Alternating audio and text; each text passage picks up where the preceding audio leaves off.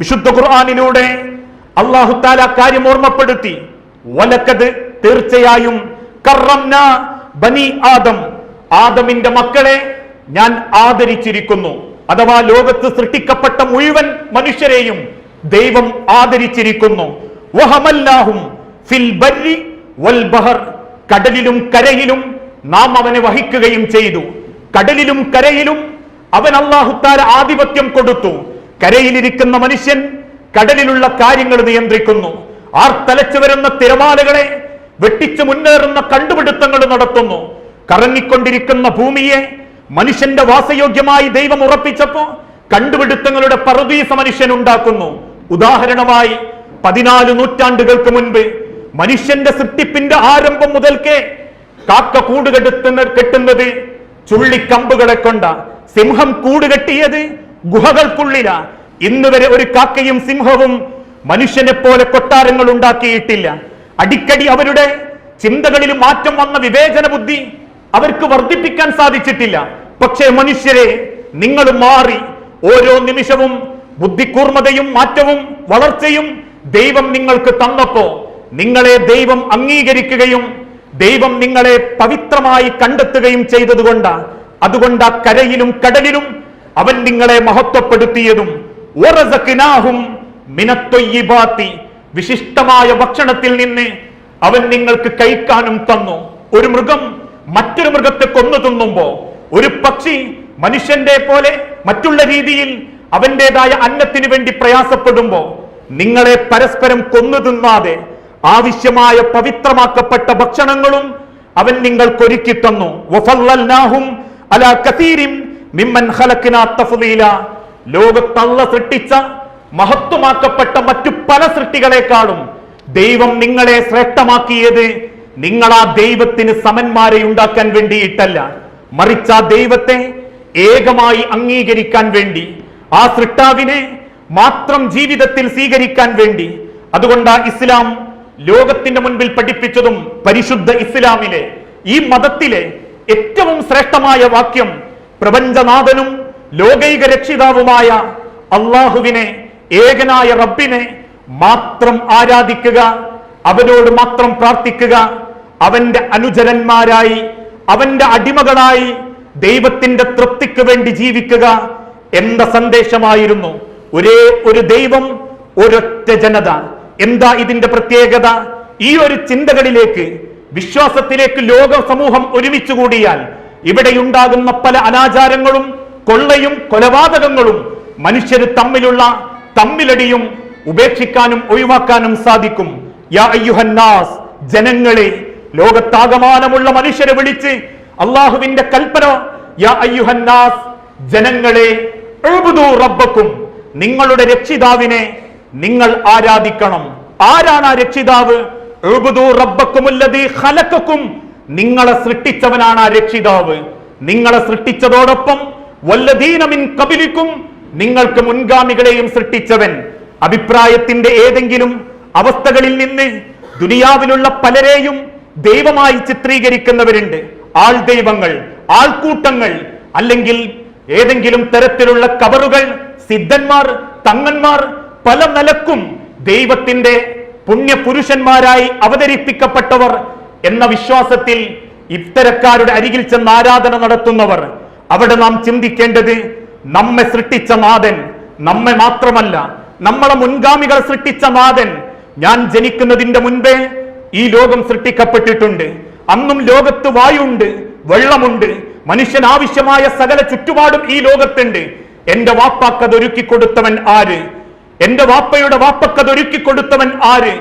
ലോകത്ത് ആൾ ദൈവങ്ങൾ എന്ന് വിളിക്കുന്നവർ ജനിക്കുന്നതിന്റെ മുൻപേ വായുവും വെള്ളവും ലോകവും നിയന്ത്രിക്കപ്പെട്ടിട്ടുണ്ട്. ആരാണത് നിയന്ത്രിച്ചത്? ആരാണതിന് സൗകര്യം ചെയ്തത്? അതുകൊണ്ട് തന്നെ ഉഅ്ബുദൂ റബ്ബക്കുമുല്ലദീ ഖലഖക്കും വല്ലദീന മിൻ ഖബലിക്കും ലഅല്ലക്കും തത്തഖൂൻ, ആ ഒരു വിശ്വാസത്തിലേക്ക് നിങ്ങൾ മടങ്ങണം. ഒരേ ഒരു ജനത, ഒരൊറ്റ ദൈവം. ആ ദൈവത്തിന്റെ മുൻപിൽ നമ്മളെല്ലാവരും തുല്യർ. മനുഷ്യർക്കിടയിൽ വേർതിരിവില്ല. പ്രജ, പ്രഭു, കറുത്തവൻ, വെളുത്തവൻ, അയിത്തമുള്ളവൻ, അയിത്തമില്ലാത്തവൻ, തീണ്ടാത്തവൻ, തീണ്ടിയവൻ എന്ന വ്യത്യാസങ്ങളില്ലാതെ ഒരേ മനുഷ്യർ, ഒരേ ചോര പോലെ, ഒരേ ശ്വാസം പോലെ ഈ ദുനിയാവിൽ ഒരേ ദൈവത്തിന്റെ സൃഷ്ടികളെ പോലെ ഒരു ദൈവത്തെ മാത്രം അംഗീകരിച്ച് ആ ദൈവത്തിന്റെ തൃപ്തിക്ക് വേണ്ടി ജീവിച്ചു തുടങ്ങിയാൽ ഇന്ന് സമൂഹത്തിലുള്ള സകല അനാചാരങ്ങളും കുഴപ്പങ്ങളും നമുക്കില്ലാതാക്കാൻ സാധിക്കും. അതാണ് ഇസ്ലാം ലോകത്തിന് കൊടുക്കുന്ന ആദ്യത്തെ സന്ദേശവും. വേറെ വേറെ ജാതിയില്ല, വേറെ വേറെ മതങ്ങളില്ല, വേറെ വേറെ ദൈവങ്ങളില്ല. കാരണം വേറെ വേറെ ദൈവങ്ങൾ ഉണ്ടാകുമ്പോ ആ ദൈവത്തിന്റെ എതിരാളികൾ അതിന്റെ ശത്രുക്കളായി മാറി. ഓരോ ദൈവങ്ങൾക്കും അവരുടേതായ കക്ഷിത്വമുണ്ടായി, അവരുടേതായ വിഭാഗങ്ങൾ ഉണ്ടാകും. എന്നാൽ ദൈവം ഏകനാണെങ്കിൽ, അതിലേക്കാണ് നമ്മൾ ഒരുമിച്ച് കൂടുന്നതെങ്കിൽ അവിടെ ഏതെങ്കിലും തരത്തിലുള്ള ഒരു പ്രയാസങ്ങളും കണ്ടെത്താൻ സാധിക്കുകയില്ല. കാരണം നമ്മളെല്ലാവരും ഒരു ആണിൽ നിന്നും പെണ്ണിൽ നിന്നും സൃഷ്ടിക്കപ്പെട്ടവരാ. യാ അയ്യുഹന്നാസ് ഇന്നാ ഖലഖനാകും മിൻ ദക്കരിൻ വ ഉൻസ. അല്ലയോ ജനങ്ങളെ, നിങ്ങൾ ഒരാണിൽ നിന്നും പെണ്ണിൽ നിന്നും സൃഷ്ടിക്കപ്പെട്ടവര് മാത്രമാ. അതുകൊണ്ട് തന്നെ ആ സൃഷ്ടിച്ച സൃഷ്ടാവിലേക്ക് നിങ്ങൾ മടങ്ങണം. അല്ലെങ്കിൽ നിങ്ങൾക്കിടയിൽ പ്രയാസങ്ങൾ ഉണ്ടാകും. ദൈവങ്ങൾ മാറി വരുമ്പോ അത്തരത്തിലുള്ള ദൈവത്തിന്റെ ആളുകൾ, ദൈവവിശ്വാസികൾ തമ്മിലടിക്കാൻ തുടങ്ങും. ഈ മുൻകാലഘട്ടവും ആ അവസ്ഥ നമുക്കിടയിൽ കാണാൻ സാധിച്ചു. ചിലർക്ക് ചില സ്ഥലങ്ങളിലേക്ക് കയറിക്കൂടും. അയിത്തങ്ങളും തൊട്ടുകൂടായ്മയും ഈ ലോകത്ത് വ്യാപകമായിരുന്നു. ഇപ്പോഴും താഴ്ന്ന ജാതി മേൽജാതി എന്ന നിലക്ക് ദൈവത്തിന്റെ അമ്പലങ്ങളിലും അതോടൊപ്പമുള്ള പല സന്ദർഭങ്ങളിലും മനുഷ്യൻ തമ്മിലടിക്കാൻ തുടങ്ങി. എന്തിനേറെ ദൈവത്തിന്റെ പുണ്യപുരുഷന്മാരാണെന്ന് പറഞ്ഞ് കബറുകൾ കെട്ടിപ്പൊക്കപ്പെടുമ്പോ അത് ചൂഷണവൽക്കരിക്കാൻ തുടങ്ങി. കബറുകളെ വാണിജ്യവൽക്കരിക്കാനും മനുഷ്യന്റെ ആശകളെ ഊതിവീർപ്പിച്ച് മനുഷ്യനെ ജീവിതത്തിൽ പ്രയാസപ്പെടുത്താനും അവന്റെ വിശ്വാസ ചൂഷണം ചെയ്ത് നേട്ടങ്ങൾ ഉണ്ടാക്കാനും ചില പുരോഹിതന്മാര് തയ്യാറായി. മന്ത്രിച്ചൂതലും ഏലസ് കെട്ടലും വ്യത്യസ്ത രീതികളിലുള്ള പിഞ്ഞാണമെഴുത്തും വ്യത്യസ്ത കോലങ്ങളിലുള്ള ആരാധനാ രീതികളും അന്ധവിശ്വാസങ്ങളും ലോകത്ത് വ്യാപിക്കാൻ തുടങ്ങി. പല കോലത്തിലും പല രീതിയിലും മുസ്ലിം സമൂഹത്തിനിടയിൽ തന്നെ ആളുകൾ ദൈവത്തെ കഷണങ്ങളാക്കി. ഓരോ ദൈവത്തിനും ദൈവത്തിൻ്റെതായ അവകാശങ്ങൾ മറ്റുള്ളവർക്ക് വീതിച്ചു കൊടുക്കാൻ തുടങ്ങി. അതിന്റെ പേരില ഈ കേരളക്കരയിൽ പോലും നിരവധി കബറുകൾ കെട്ടിപ്പൊക്കപ്പെടാനുള്ള കാരണം. നാഗൂരും അജ്മീരും മുത്തുപ്പേട്ടയും മനുഷ്യന്റെ വ്യത്യസ്ത രോഗങ്ങൾക്കുള്ള ശമന കേന്ദ്രങ്ങളാണെന്നും ഓരോ പുണ്യപുരുഷന്മാരെ ദൈവത്തിന്റെ അടയാളങ്ങളായി വ്യാഖ്യാനിച്ച് ആ മതത്തെ കഷണങ്ങളാക്കിയപ്പോ ഈ സമൂഹത്തിൽ സകല വിഭാഗങ്ങളിലും മനുഷ്യൻ തമ്മിൽ തല്ലാൻ തുടങ്ങി. അനൈക്യവും ചിത്രയും ഉണ്ടാകാൻ തുടങ്ങി. തമ്മിൽ വാളെടുക്കലും കൊലപാതകങ്ങളും ചെളിവാരിയലുകളും തെമ്മാടിത്തരങ്ങളും വ്യാപിക്കാൻ തുടങ്ങി. പലരും ചൂഷണം ചെയ്യപ്പെട്ടു. പല പെൺമക്കളെയും മൃഗീയമായി കൊല ചെയ്യപ്പെട്ടു. പലരുടെയും വിശ്വാസത്തിൽ ശിർക്കൻ പ്രവർത്തനങ്ങൾ നടത്തി അവരുടെ കബറിടങ്ങൾ നശിപ്പിക്കപ്പെട്ടു. അഥവാ പരലോക ജീവിതം നാശമാക്കപ്പെട്ടു. അവിടെയെല്ലാം ലോകത്ത് ഇസ്ലാം പഠിപ്പിച്ചു, മനുഷ്യരെ, ജനങ്ങളെ, ഒരൊറ്റ ദൈവം, ഏകനായ ദൈവം, ആ ദൈവത്തിങ്കിലേക്ക് നിങ്ങൾ മടങ്ങണം. അവന്റെ സൃഷ്ടികൾ മാത്രമാ നമ്മൾ. അവൻ തന്ന ആയുസ്, അവൻ നിശ്ചയിക്കുന്ന സമയം വരെ ജീവിച്ചു തീർക്കേണ്ടവർ. ആ ദൈവത്തിന്റെ പ്രീതിക്ക് വേണ്ടി നിങ്ങളുടെ ജീവിതം നിങ്ങൾ ചിട്ടപ്പെടുത്തുമ്പോ മനുഷ്യൻ നന്നാവുന്നു, സമൂഹം നന്നാവുന്നു, ലോകം നന്നാവുന്നു. ആ ചിന്തയിലേക്കാണ് ഇസ്ലാം മാർഗദർശനം കാണിക്കുന്നത്. അത് കേവലം മുസ്ലിമീങ്ങളുടെ മാർഗദർശനമല്ല, മാനവതയുടെ, ലോകത്തുള്ള സർവ്വമതങ്ങളുടെയും ആ ഒരു ഏകദൈവത്വത്തിലേക്ക് വന്നാൽ പിന്നെ മനുഷ്യർക്കിടയിൽ അഭിപ്രായ ഭിന്നതകളില്ല, അനൈക്യങ്ങളില്ല, മതത്തിന്റെ പേരിലുള്ള ചൂഷണങ്ങളില്ല, മതവിശ്വാസിയായതിന്റെ പേരിൽ ചാവേറുകളാവേണ്ടി വരികയില്ല. ആ സന്ദേശമാണ് ഇസ്ലാം ലോകത്തിന് കൊടുക്കുന്ന ഏറ്റവും മുഖ്യമായ സന്ദേശം. അത് പഠിപ്പിക്കുന്ന ഇസ്ലാം ഇന്ന് ലോകത്ത് കലാപത്തിന്റെ മതമായി, തീവ്രവാദത്തിന്റെയും വർഗീയതയുടെയും മതമായി ചിത്രീകരിക്കപ്പെട്ടു. അസഹിഷ്ണുതയുടെയും ജീവിതത്തിന്റെ പല രംഗത്തും ഒളിഞ്ഞും തെളിഞ്ഞും പലരും ഇസ്ലാമിനെ വികൃതവൽക്കരിക്കാൻ തുടങ്ങി. എന്നാൽ ഇസ്ലാം ലോകത്തിന് കൊടുക്കുന്ന മാനവികത മറ്റൊരു മതങ്ങൾക്കും കൊടുക്കാൻ സാധിച്ചിട്ടില്ല. ഈ മതത്തിന്റെ അന്തസ്സ് ഓരോ വിശ്വാസികളും, ഏതൊരാളും ഈ മതത്തെ ശരിയായ സ്രോതസ്സിൽ നിന്നും പഠിച്ചാൽ ഈ ഇസ്ലാം എന്ന മതത്തിന്റെ അന്തസ്സ് തിരിച്ചറിയാൻ സാധിക്കും. പക്ഷേ ഇന്ന് ഇസ്ലാം എന്ന മതത്തെ പലരും പഠിക്കുന്നത് മീഡിയകളിലൂടെ മാത്രമാ. ജൂതന്മാരും ഇസ്ലാമിന്റെ ശത്രുക്കളും ഫാസിസ്റ്റ് മനോഭാവക്കാരും ഇസ്ലാമിൽ ഇല്ലാത്ത പലതും കട്ടിങ്ങുകളും ക്ലിപ്പിങ്ങുകളുമാക്കി സോഷ്യൽ മീഡിയകളിലൂടെയും നെറ്റ് സൗകര്യങ്ങളിലൂടെയും വാർത്താ ചാനലുകളിലൂടെയും ലോകത്ത് പ്രകടമാക്കാൻ തുടങ്ങിയപ്പോ പലരും ഇസ്ലാമിനെ വെറുക്കാൻ തുടങ്ങി. ഇസ്ലാം എന്നാൽ തീവ്രവാദത്തിന്റെ മതമായി. മുസ്ലിം സഹോദരന്റെ താടി പോലും വർഗീയതയുടെയും തീവ്രവാദത്തിന്റെയും അടയാളങ്ങളായി. മുസ്ലിം സ്ത്രീകളുടെ ശിരോവസ്ത്രവും അവരുടുക്കുന്ന പർദ്ദയും കാലഹരണപ്പെട്ട മനുഷ്യന്റെ മതത്തിന്റെ ചട്ടക്കൂടുകളായി അവതരിപ്പിക്കാൻ തുടങ്ങി. എന്തുകൊണ്ടാ പലരും ഇസ്ലാം എന്ന മതത്തെ പഠിക്കുന്നത്? മറ്റു ചില ആളുകളുടെ, ശത്രുവാക്കപ്പെട്ടവരുടെ വാക്കുകളിൽ നിന്നും എഴുത്തിൽ നിന്നുമാ. അന്ത്യപ്രവാചകൻ മുഹമ്മദ് നബി ലോകത്തിന് കാണിച്ചു കൊടുത്ത ഇസ്ലാമിന്റെ മാനവികത ഇന്ന് ലോകത്ത് പ്രകടമാകുമ്പോ ആ മാനവികത പഠിക്കുന്ന തലച്ചോറും ബുദ്ധിയുമുള്ള പലർക്കും ഇസ്ലാമിന്റെ മഹത്വം തിരിച്ചറിയാൻ സാധിച്ചു. എന്തേ കാരണം? വിശുദ്ധ ഖുർആനിലൂടെ ലോകത്തിന്റെ റബ്ബ് തന്നെ സമൂഹത്തെ പഠിപ്പിച്ചു, ലാ ഇക്റാഅ ഫിദ്ദീൻ, മതത്തിൽ ബലാത്കാരമില്ല. ആരെയും നിർബന്ധിച്ച് മതത്തിന്റെ വക്താക്കളാക്കേണ്ട.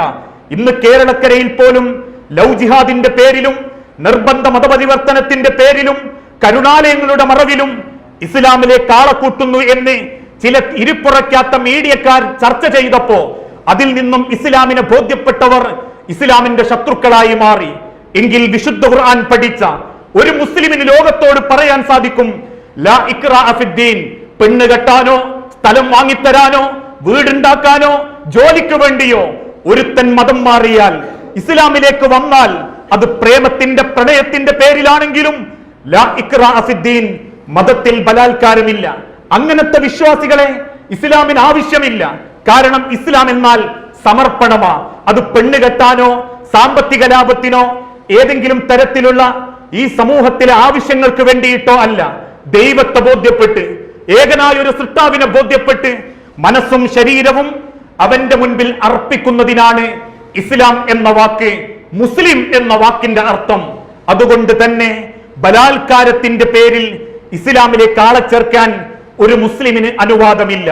അതിന്റെ പേരിൽ ലോകത്ത് പ്രയാസങ്ങൾ സൃഷ്ടിക്കാനും മുസ്ലിമിന് അനുവാദമില്ല.